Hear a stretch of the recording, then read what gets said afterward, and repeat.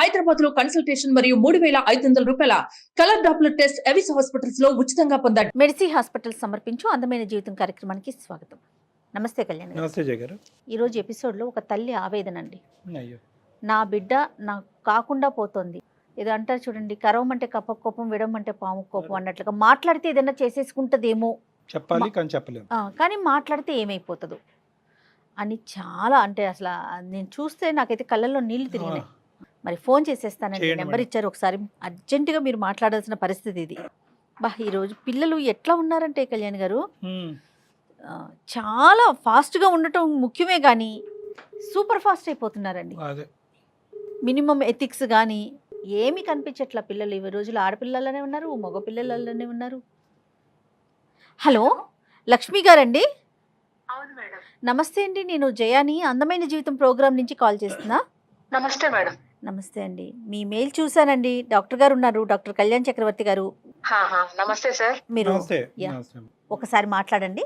ఏం పేరమ్మా? లక్ష్మియా? లక్ష్మి సార్. నమస్కారం లక్ష్మి గారు, చెప్పండి అమ్మా. పెళ్ళై చాలా సంవత్సరాలు అయింది మేడం. 10-15 సంవత్సరాలు అయినా కూడా నాకు పిల్లలు పుట్టలేదు మేడం. ఓకే. ఆ తర్వాత భగవంతుడి దయ వల్ల నాకు ఒక పాప పుట్టింది మేడం.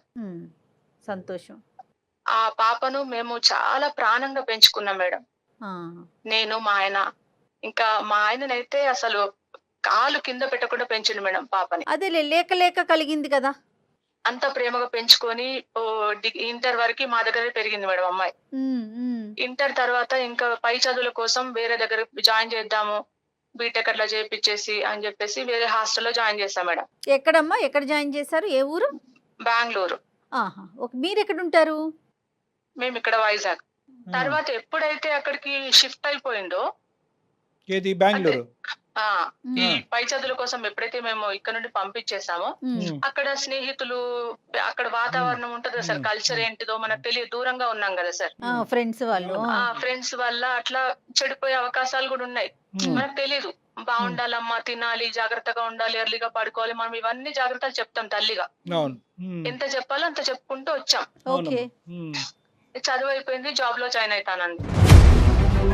జాబ్ లో జాయిన్ అవుతానంటే సరే అని జాబ్ లో జాయిన్ అయిన తర్వాత మళ్ళీ ఒక రోజు వెళ్లాల్సి వచ్చింది. అమ్మాయి బర్త్డే వచ్చింది, పుట్టినరోజు వస్తే మా ఆయనకి హార్ట్ ఆపరేషన్ అయింది మేడం ఇక్కడ. నేను ఎలాగో వెళ్ళలేను కదా, పాపను చూసిరా, సర్ప్రైజ్ ఇచ్చిరా, గిఫ్ట్లు కొనిచ్చేసి కొన్ని డబ్బులు ఇచ్చిరా అని నన్ను పంపించాడు మేడం. నేను వెళ్ళాను మేడం అక్కడికి. బెంగళూరు వెళ్ళారా? సర్ప్రైజ్ ఇద్దామని వెళ్ళాను. అదేలే. సర్ప్రైజ్ ఇద్దామని అక్కడికి వెళ్ళేసరికి లాక్ వేసి ఉంది. మీరు వెళ్ళినప్పుడు తాళం వేసి ఉంది. అదేంటి, హాస్టల్ రూమా లేదంటే పాప ఏమైనా విడిగా ఫ్లాట్ తీసుకుందా? ఫ్లాట్ తీసుకొని ఉంది సార్ పాప. పోయేసరికి తాళం వేసిందని నేను ఫోన్ చేశాను సార్ పాపకి. ఫోన్ చేస్తే ఎక్కడున్నావమ్మా అంటే, నేను ఆఫీస్ దగ్గరలో ఉన్న మమ్మీ, సెల్ఫ్ లో ఉంది, కీ తీసుకొని నువ్వు లోపలికి వెళ్ళు అని చెప్పింది. నేను వస్తాను అని. కీ అక్కడే దగ్గర ఎక్కడో సీక్రెట్ గా సెల్ఫ్ లో పెట్టింది. ఎప్పుడన్నా వాళ్ళు ఫ్రెండ్స్ వస్తారేమో తీసుకొని వెళ్ళడానికని నేను అనుకున్నాను. లాక్ తీద్దామని లాక్ తెరిచి చూశాను సార్. లోపలికి వెళ్ళాను, లాక్ తెరిచి చూసేసరికి నా మైండ్ మొత్తం బ్లాక్ అయిపోయింది సార్. అక్కడ అంతా చూడకూడని అన్ని ఉన్నాయి సార్. అక్కడ ఇటు చూస్తేనేమో మందు బాటిల్స్, అటు చూస్తేనేమో కాల్చిన సిగరెట్ ముక్కలు, బెడ్ దులుపుదామంటేనేమో భార్యాభర్తలు కాపురానికి పిల్లలు పుట్టకుండా వాడుకునే అన్ని మందులు అవి ఇవి ఉన్నాయి సార్. చూసేసరికి ఇక నాకు మొత్తం కళ్ళు తిరిగిపోయింది సార్. ఈ విషయం మా ఆయనకు తెలిస్తే గుండె పగలు అక్కడి నుంచి చచ్చిపోతాడు సార్ మా ఆయన.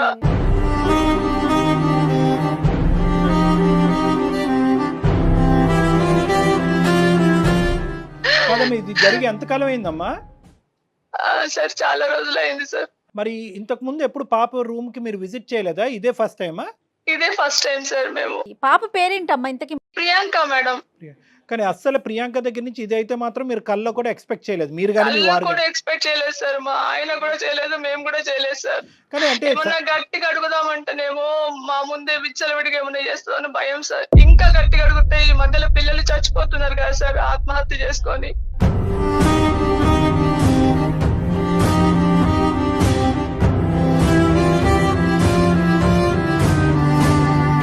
ఇలా ఏం అడుగుతాం సార్, ఆయనకు తెలిసేది ఉంటే పరువు కోసం ప్రాణం ఇచ్చే మనిషి సార్.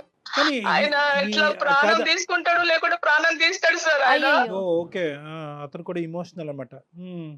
కాదమ్మా లక్ష్మి, ఇప్పుడు ఎప్పుడైనా ఫోన్లో మాట్లాడినప్పుడు కానీ వీడియో కాల్ చేసినప్పుడు కానీ పాప పరిస్థితి ఎలా ఉండేదమ్మా? అంటే ఏమన్నా ఇలాంటిది జరుగుతుందనేటువంటి కొద్దిపాటి అనుమానం కూడా మీకు రాలేదా? అనుమానమే రాలేదు సార్. ఎందుకంటే అంత నమ్మకంగా పంపించాము. మన పిల్లల మీద ఎంత ప్రేమ నమ్మకం పెట్టుకుంటారు సార్ చెప్పండి.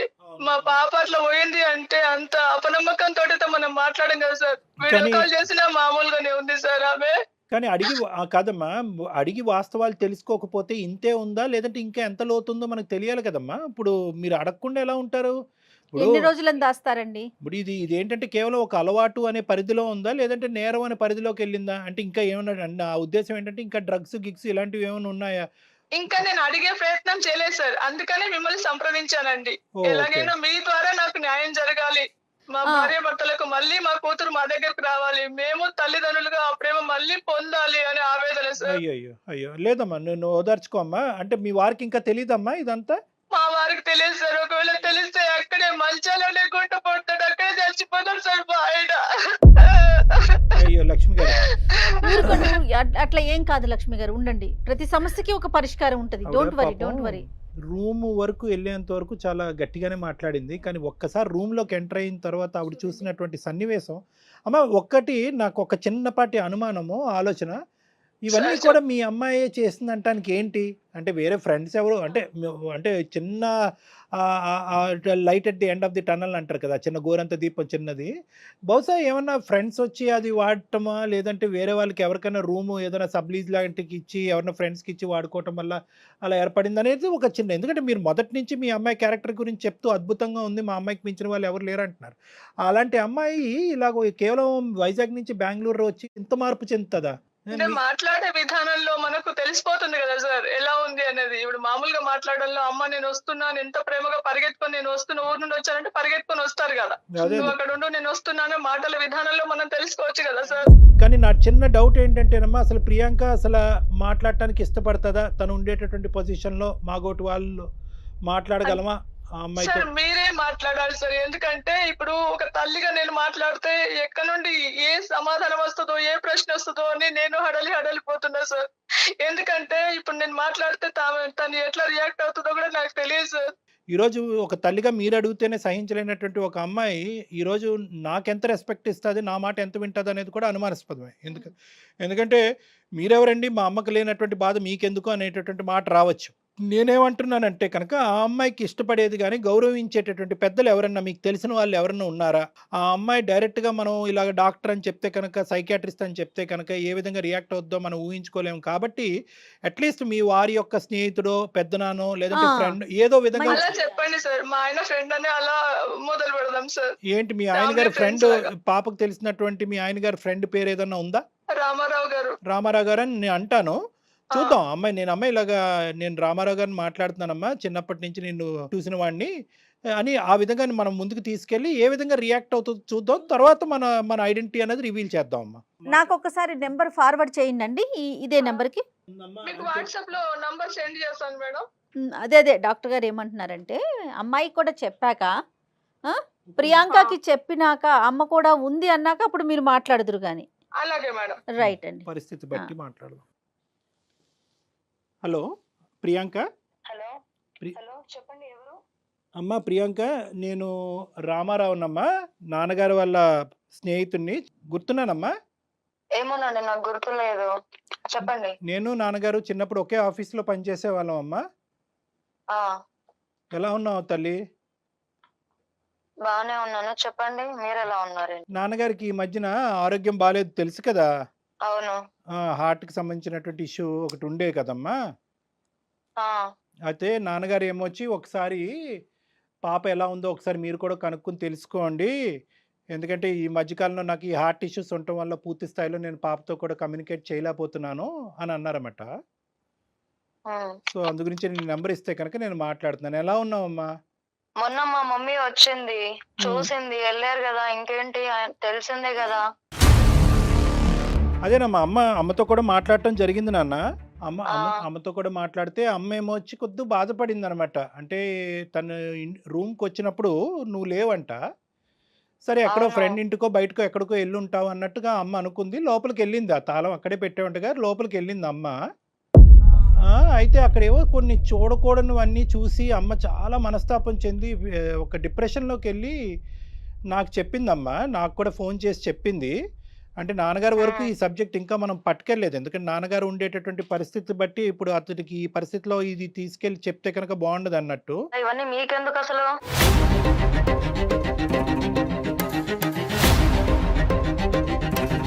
కాదు నాన్న, నాకెందుకు అనే మాట చాలా మంచి మాట. కానీ ఇక్కడ ఏంటంటే నాన్నగారు అడగలేనటువంటి పరిస్థితి. ఓకే. ఖచ్చితంగా నాన్నగారు కూడా మొన్న ఒక 4 రోజుల క్రితం ఏవండీ పాప అక్కడ ఒక్కతే ఉంటుంది. చిన్నప్పటి నుంచి మీరు మీ కళ్ళెదురుగుంటే పాప పెరిగింది కదా! ఒకసారి కనుక్కోవటం అనేటటువంటి మాట అనటం వాస్తవమే. కానీ దాంతో పాటు అమ్మ తర్వాత నాకు ఈ షాకింగ్ న్యూస్ చెప్పేటప్పటికి ఇంకా నా మీద ఇంకా బాధ్యత పెరిగిందమ్మా. అంటే మీ కుటుంబానికి చిన్నప్పటి నుంచి తెలిసినటువంటి ఒక వ్యక్తిలాగా, మీ నాన్నగారి తర్వాత ఒక పెద్ద స్థాయిలో ఉండేటటువంటి ఒక వ్యక్తిలాగా నువ్వు నువ్వు నువ్వు ఈ పరిస్థితుల్లో ఏ పరిస్థితిలో ఉన్నావు అనేటటువంటి తెలుసుకోవటం ఒక ఇంపార్టెంట్ అంశంగా భావిస్తూ నేను కాల్ చేయటం జరిగిందనమాట. ఇవన్నీ అంటే నాకెందుకు అనేది ఒక సబ్జెక్ట్ అమ్మా. అక్కడ మీ అమ్మగారు చూసినటువంటివి నిజాలా కాదా అనేది రెండో సబ్జెక్టు. అవి నిజాలా కాదా? చూడండి అంకుల్, మీరు ఇవన్నీ కనుక్కునే అవసరం లేదు. మీ వర్క్ ఏంటి అది చూడండి ఫస్ట్. నా గురించి మీకు అవసరం లేదు. నేను ఎలా ఉన్నాను అనేది అవన్నీ మీకు ఎందుకు? నా లైఫ్ ఇది, నా ఇష్టం. నేను ఎలాగైనా ఉంటాను. అది అడిగే రైట్స్ మీకు లేవు. పోనీ మీ అమ్మగారికి ఉన్నాయమ్మా? అవును, మా అమ్మే డైరెక్ట్ గా వచ్చి అడుగుతుంది కదా. అలాంటప్పుడు మీకేం రైట్స్ ఉన్నాయని అసలు నన్ను అడుగుతున్నారు నాకు కాల్ చేసి? ఒక్క నిమిషం ఆలోచించు. అమ్మకి నన్ను మధ్యలో పెట్టి అడిగించవలసినటువంటి అవసరం ఏముంటది తల్లి? ఇప్పుడు ఏమంటారు?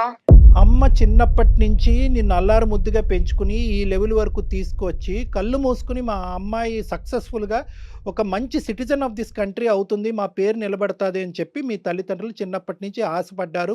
ఇది ఒక జీవితంలో ఏంటంటే నాన్నగారు అప్పుడు హార్ట్ అటాక్ వచ్చినప్పుడు నాన్నగారికి బైపాస్ సర్జరీ అవటం అనేది ఎంత పెద్ద షాకో మీ అమ్మగారికి, ఈ రోజు నీ రూమ్ లో చూసినటువంటి ఈ సంఘటన కూడా అంత పెద్ద షాక్ గురవుతున్నారు. ఇంకా చూస్తున్నాను. నా రూమ్ లో అంటున్నారు. ఏం కనిపించింది అసలు నా రూమ్ లో? ఏం చూసారంట?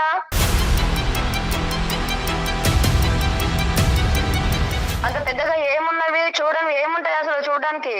ఏమున్నాయంట అసలు? కాదమ్మా, మందు బాటిల్ కనిపించడం నిజం కాదా? మందు బాటిల్ అది కామన్, ఎవరైనా తాగుతారు. దాంట్లో డిఫరెంట్ ఏముంది? సిగరెట్ ముక్కలమ్మా?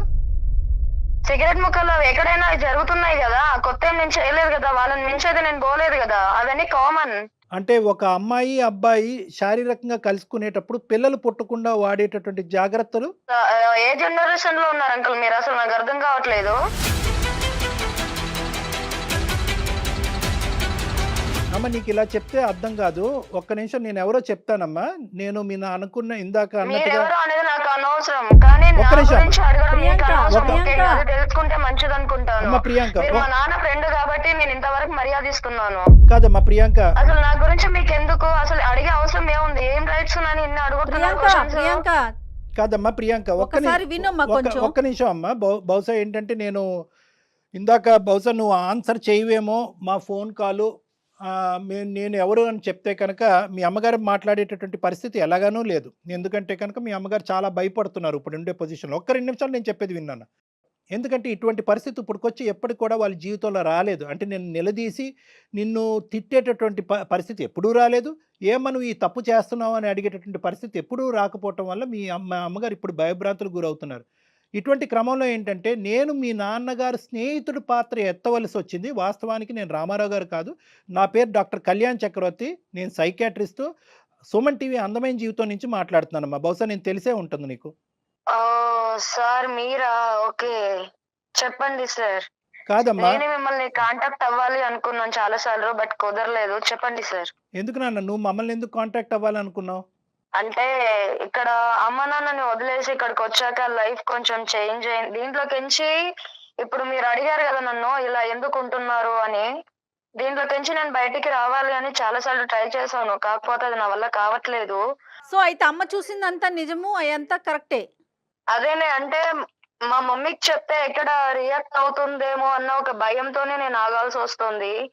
ఇంకొకటి ఏంటంటే నేను చెప్తే తను మళ్ళీ సడన్ గా ఏం చేసుకుంటుందో, లేకపోతే నన్ను ఏమంటుందో అన్న ఒక భయంతోనే నేను ఆగాల్సి వస్తుంది. అందుకే నేను తనకేం చెప్పలేకపోతున్నాను. కరెక్టేనమ్మా. ఆ పాయింట్ వరకు వద్దాము. కానీ ఏంటంటే ఇప్పుడు అట్‌లీస్ట్ ఇప్పటికైనా నాకు ఒక హక్కు ఉందేమో, ఆ హక్కు నాకు ఇస్తున్నావేమో నేను అనుకుంటున్నానమ్మా. అడగచ్చా ఒక 2 ప్రశ్నలు? తప్పకుండా సార్. థ్యాంక్ యూ వెరీ అడగండి మచ్. సార్. అమ్మా అసలు ఇందులోకి ఎలా దిగేవమ్మా? సార్ ఇప్పుడు హాస్టల్‌లో ఉన్నంత వరకు బాగానే ఉంది. రూమ్‌లోకొచ్చాక ఫ్రెండ్స్ వల్ల చాలా అంటే నేర్చుకున్నాను. కాకపోతే ఇప్పుడు బయటికి రావాలంటే కొంచెం ఇబ్బందిగానే ఉంది సార్. రాలేకపోతున్నాను. నేను బయటికి రావాలి అని ఎంత అనుకుంటున్నానో ఇంకా డీప్‌గా లోపలికి వెళ్ళిపోతున్నానన్నమాట. కాదు నాన్న, ఈ డ్రింకింగు, స్మోకింగు వరకు ఒక ఎత్తు. ఈ ఏవైతే కనుక ఇవి చూసారు కదా అమ్మ, కొన్ని పిల్లలు పుట్టకుండా జాగ్రత్త పడేటటువంటి పరికరాలు అవి రకరకాలు ఉంటాయి. అవెందుకమ్మా? అవి ఎవరు వాడుతున్నట్టు? అవి అంత అవసరం ఏముంది? ఇంకా అప్పుడప్పుడు అవి చెప్పుకోలేము సార్. బాగుండదు అది చెప్పుకుంటే. సరే నాకు అర్థమైంది. ఇంకేమైనా డ్రగ్స్ అలాంటివి ఉన్నాయమ్మా? అలాంటివి ఇంకేం లేదు సార్. కాకపోతే ఇంకా ఈ దాంట్లోకించి బయటికి రావాలి అని అనుకుంటున్నాను. చాలా ఇబ్బందిగా ఉంది సార్. ఓహో, నీకు మళ్ళీ నాకు మా పేరెంట్స్ ప్రేమ నాకు కావాలి అని ఉంది. అంటే వాళ్ళ దగ్గరికి వెళ్ళి ఉండాలి అని కూడా ఉంది.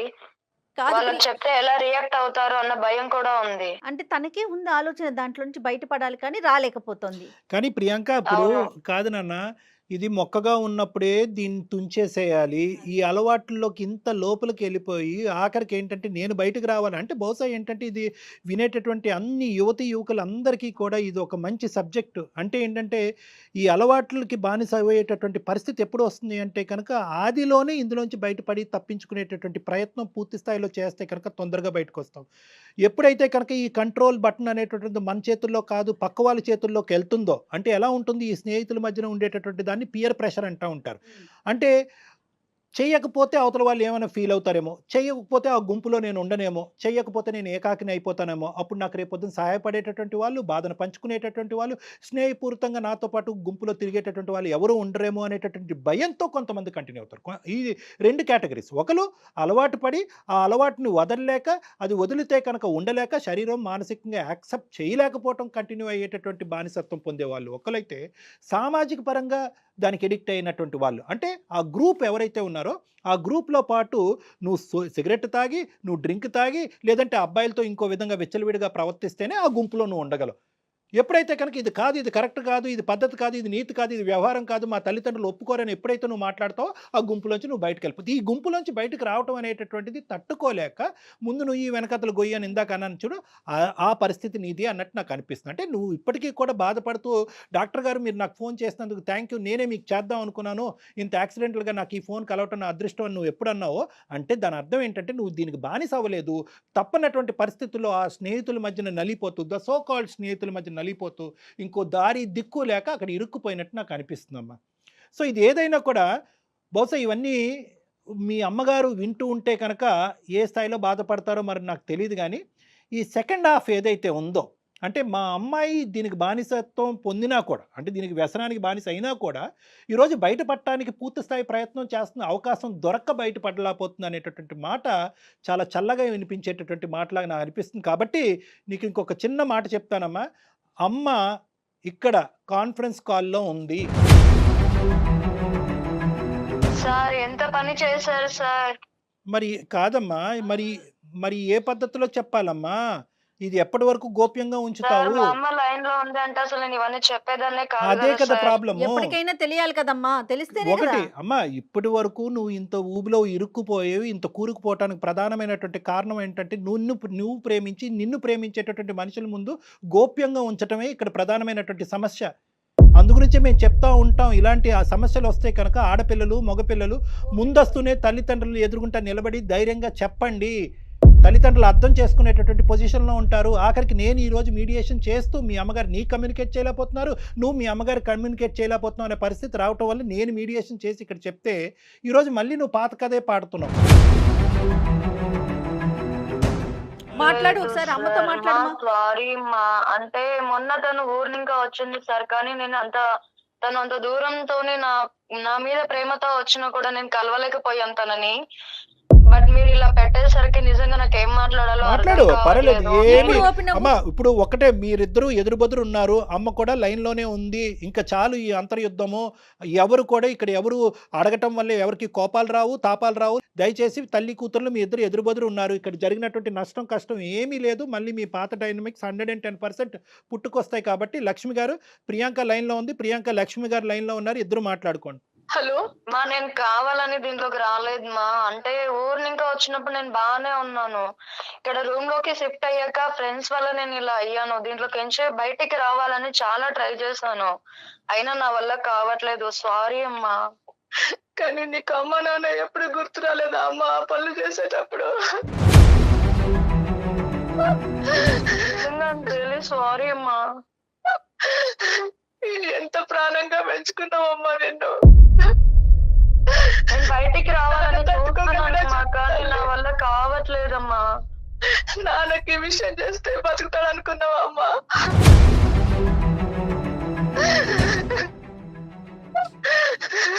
మా ఏడు వద్దు. ఇప్పుడు నేను మళ్ళీ నాకు ఒక అవకాశం ఇవ్వమంటున్నాను నిన్ను. ఇంకా నాకు ఈ జాబ్ కూడా వద్దు, నాకు ఈ రూమ్ కూడా వద్దు. నేను మళ్ళీ వచ్చి మీ దగ్గరే ఉంటాను. నేను ఇవన్నీ మానేసి వద్దాం అనుకుంటున్నానమ్మా. ఇంకా దీంట్లోకి నుంచి బయటకు రావడానికి నేను ట్రై చేస్తాను. ఎంతో అల్లారు ముద్దుగా పెంచి పెద్ద చేసి ఎంతో కీర్తి ప్రతిష్టలు తెస్తావు అనుకున్నా, కానీ నువ్వు బాధపడకండి లక్ష్మి, ఇంకా మా ఏడు ఇప్పటికైనా వద్దు ఇంకా. చెప్తున్నాను కదా సారీ, లక్ష్మి గారు. తప్పైంది. అంటే నేను కావాలని రాలేదు. సార్ చెప్పండి సార్. తల్లి బంగారు తల్లి, ఒక లక్ష్మి గారు, ఎంతమంది తల్లిదండ్రులకి అంటే ఇటువంటి సన్నివేశం చూసిన తర్వాత, నాగోటి వాళ్ళు మాట్లాడిన తర్వాత, ఎంతమంది ఆడపిల్లలు కానీ అబ్బాయిలు కానీ ఈ విధంగా రియలైజ్ అయ్యి మళ్ళీ అమ్మ నాన్న ముందు క్షమాపణ అడగటం, నేను మాట్లాడినటువంటి పావుగంటలోనే క్షమాపణ అడగటము. వాస్తవానికి ఏంటంటే కనుక నేనేదో ఇష్టం ఉండి కోరిక పుట్టి అటువైపు పరిగెట్టలేదమ్మా, తప్పకి ఇరుక్కుపోయినటువంటి ఒక దరిద్రగొట్టి పరిస్థితి. ఇప్పటికైనా ఇది ఒక బంగారు అవకాశంలాగా ఇందులోంచి బయటపడి నీ కళ్ళెదురుగుంట నిలబడ్డాను, నన్ను క్షమించమ్మా, 2 నిమిషాల్లో నేను మారుతానని చెప్పేటటువంటి మనుషులు ఎంతమంది ఉంటారమ్మా ఈ నిజంగా వయసులో? అదృష్టం అనుకోండి.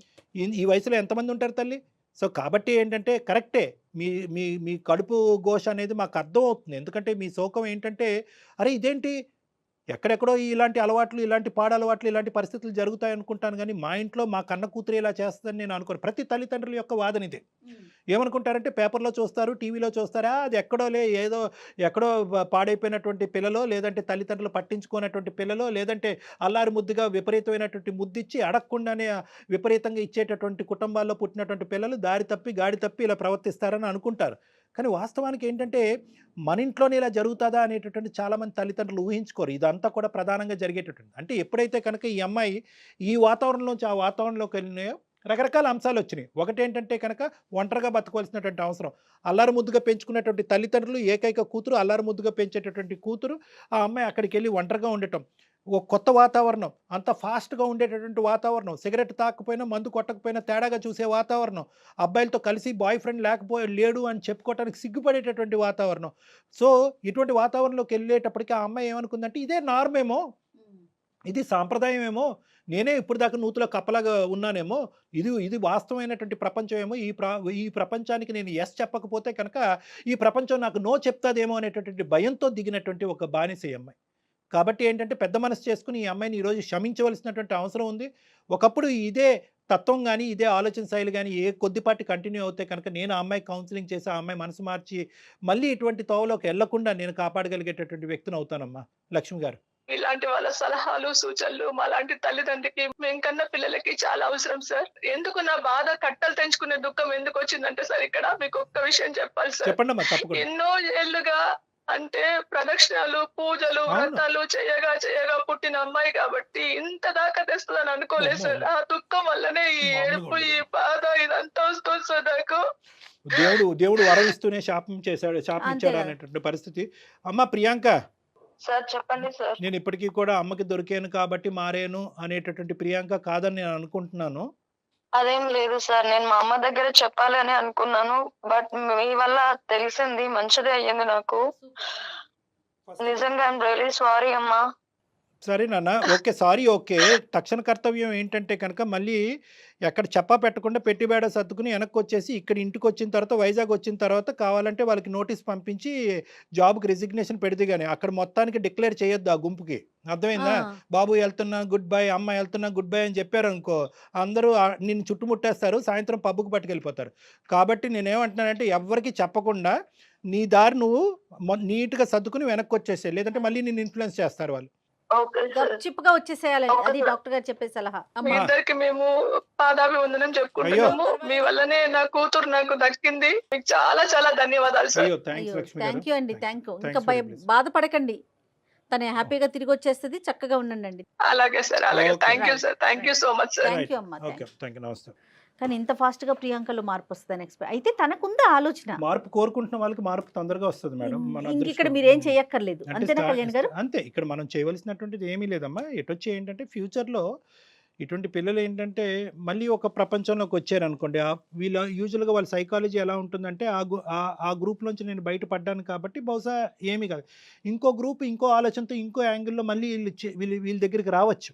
సో కాబట్టి ఏంటంటే వీళ్ళని కర్తవ్యం ఎప్పుడు చూసుకుంటూ ఉండాలి. అంటే కర్తవ్యం అంటే first realisation of responsibility, ROR అంటూ ఉంటారు. పిల్లలందరికీ చెప్తూ ఉంటాను నేను, రియలైజేషన్ ఆఫ్ రెస్పాన్సిబిలిటీ. మీ బాధ్యత ఏంటి, మీ వయసు ఏంటి, మీ బాధ్యత ఏంటి, మీ తల్లిదండ్రులు మీ దగ్గర నుంచి ఏం కోరుకున్నారు, ఈ రెస్పాన్సిబిలిటీ రియలైజ్ అయ్యేంత వరకు ప్రియాంక లాంటి వాళ్ళు చాలామంది రావచ్చు, వాళ్ళలో వచ్చేటటువంటి మార్పు మాత్రం పర్మనెంట్ కాదు. సో ఈ రియలైజేషన్ రావాలి. అది తెప్పించడానికి కొన్ని కౌన్సిలింగ్ సెషన్స్ అనేది యూజువల్గా చేస్తూ ఉంటాం. ప్రియాంకకి ఏం అవసరం పడకపోవచ్చమ్మా. రైట్ అండి, థ్యాంక్ యూ కళ్యాణ్ గారు. థ్యాంక్ యూ నమస్తే. జగన్, నమస్తే. సుమన్ టీవీలో మీ పర్సనల్ అండ్ బిజినెస్ ప్రమోషన్స్ కోసం కింది నెంబర్కి కాంటాక్ట్ చేయండి.